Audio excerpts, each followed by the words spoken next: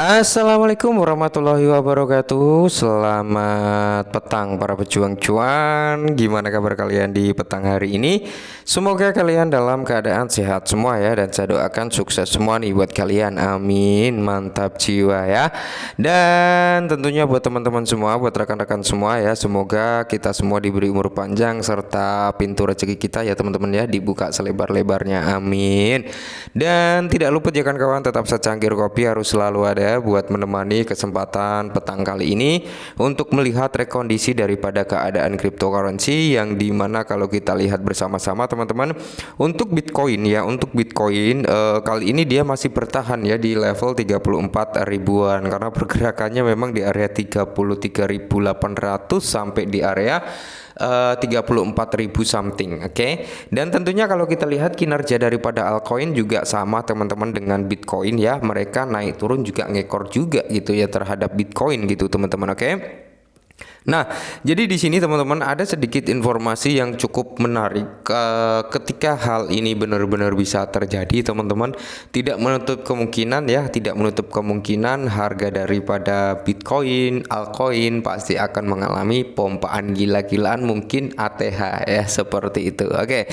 Jadi langsung saja kita menuju ke pembahasannya tanpa panjang lebar. Nah, ini sangat menarik teman-teman, di mana tsunami ETF Bitcoin itu sekitar 15 triliun US dollar. Salah satu pendiri Glassnode berbagi wawasan. Oke ya.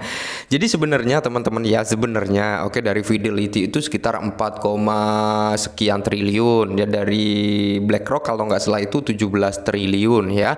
Itu kemungkinan besar teman-teman totalnya itu sekitar 27 triliun US dollar nih yang siap masuk ke dalam sektor cryptocurrency. Nah, jadi di sini kalau kita ambil ke 15 triliun, apakah ini susulan atau memang sudah hitungan totalnya 27 triliun tersebut? Ya semoga saja ini susulan gitu teman-teman ya.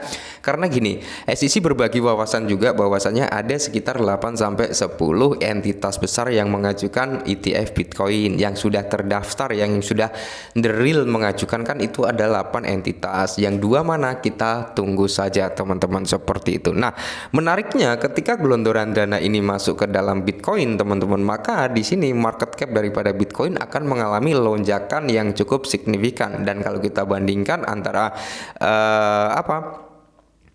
gold ya, emas, silver, terus Amazon, terus ada lagi Apple ya, dan Tesla, itu Bitcoin ini untuk market capnya masih sangat kecil. Jadi kalau kita bandingkan dengan market cap yang udah besar, ini kemungkinan besar pompaan harga daripada Bitcoin akan terjadi sangat gila teman-teman. Nah, kalian bisa melihat datanya ini.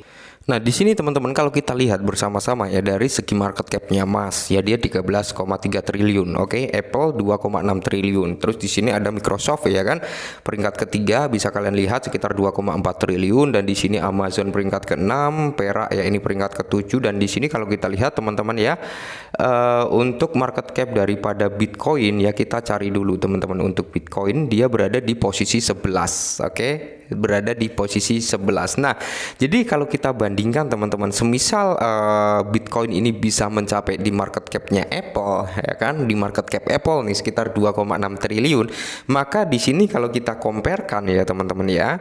Nah, di sini kalau kita coba compare ya teman-teman, semisal Bitcoin ini memperingkat di peringkatnya Apple, berarti posisi kedua ya.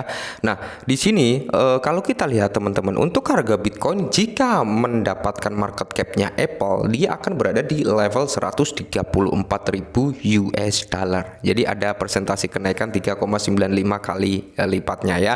Kemajuan sekitar 25,31%. Jadi ini adalah harga ketika memang Bitcoin ini bisa mencapai di market capnya si Apple gitu teman-teman. Tapi notabene di sini teman-teman banyak sekali yang memprediksikan bahwasanya mungkin ini Bitcoin bisa sampai di level 250.000 US dollar, sampai di level berapa? Sampai di level 500.000 US dollar. Tapi kita nggak mulu-mulu, cukup ke area 134 udah mantap jiwa untuk altcoin juga teman-teman. Tapi kalau memang sekitar dana yang masuk itu di atas 27 triliun, teman-teman tidak menutup kemungkinan mungkin market cap daripada Bitcoin bisa di atas 2 triliun, mungkin di area 2,9 atau di area 3 triliun pas, kita nggak tahu ya.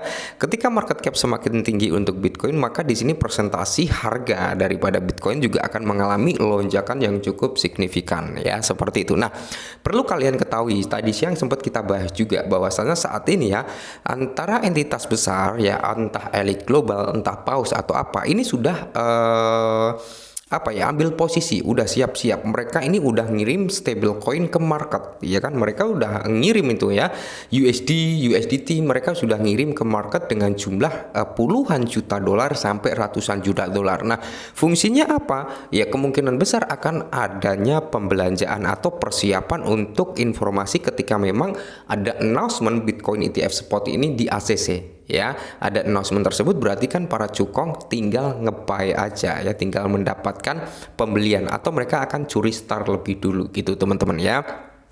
Karena menurut saya pribadi teman-teman, Bitcoin ini nggak bakal mati ya. Bitcoin ini susah untuk disingkirkan teman-teman, karena saat ini udah udah ada beberapa negara lah yang sudah melirik daripada sektor Bitcoin. Nah, bayangkan teman-teman ya, bayangkan ketika Bitcoin ini udah dilirik banyak negara atau overall negara udah melirik Bitcoin, maka di sini akan menjadi rebutan antar negara, bukan pemain retail, bukan entitas besar, tapi lintas negara ini nanti yang akan memperebutkan Bitcoin. Nah, maka dari itu kemungkinan besar Bitcoin ini harganya akan naik dan terus naik teman-teman ya.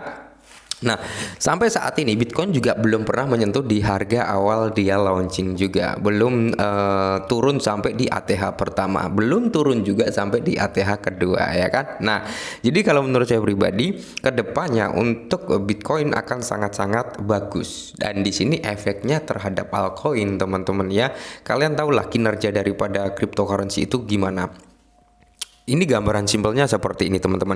Ketika Bitcoin ini masih range-nya masih sangat murah ya kan, entitas retail, paus itu fokusnya ke Bitcoin dulu. Mereka fokus ke Bitcoin, oke? Setelah Bitcoin terasa cukup mahal, udah cukup mahal nih Bitcoin, kayaknya ini dana nggak cukup nih kalau masuk ke Bitcoin. Nah, rata-rata mereka ya akan taking profit dulu sekian persen, entah 0, sekian persen atau 1,5 sampai 10% mereka taking profit. Nah, uang mereka nggak mereka WD teman-teman ya, mereka putarkan lagi ke altcoin. Nah, maka dari itu terbentuklah yang namanya alt season, di mana altcoin akan mengalami lonjakan harga dan ATH biasanya seperti itu. Dan semoga saja dengan gelondoran dana yang dipersiapkan untuk masuk ke dalam Bitcoin spot ETF ini teman-teman, semoga di ACC ya, karena di sini mantan ketua SEC pun yakin bahwasanya ETF spot ini udah nggak bisa dihindari lagi nih ya, mau nggak mau SEC ini tetap akan nge-proof gitu teman-teman ya, akan nge-proof. Nah, mungkin kalau menurut saya pribadi kan halving terjadi di tahun 2024 ya kan. Nah, kemungkinan besar sebelum sebelum halving tiba itu ETF spot udah ketok palu teman-teman ya. Kenapa? Karena gini, untuk memicu ledakan Bitcoin mungkin biar lebih nendang gitu ya kan. Nah, ETF Bitcoin di ACC gelondoran dana masuk, terus masuk mode halving. Nah, ini double gardan ini jadinya nanti kenaikannya. Nah, mungkin ya mereka para entitas besar yang memprediksikan harga Bitcoin bisa ke ratusan dolar ya, mungkin melihat potensial ini juga, dan mereka melihat dengan segi adopsi lintas negara yang mungkin notabene dalam waktu nggak lama lagi akan terrealisasi. Nah, mungkin ini sedikit informasi ya, semoga membantu dan salam cuan.